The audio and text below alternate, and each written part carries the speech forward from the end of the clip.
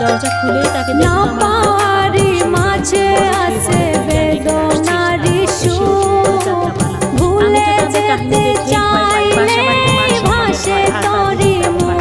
তারপর আমাকে বলে মনের মানুষকে কি ভুলে থাকা যায়, ভুলে যেতে চাইলে মনে পড়ে যায়।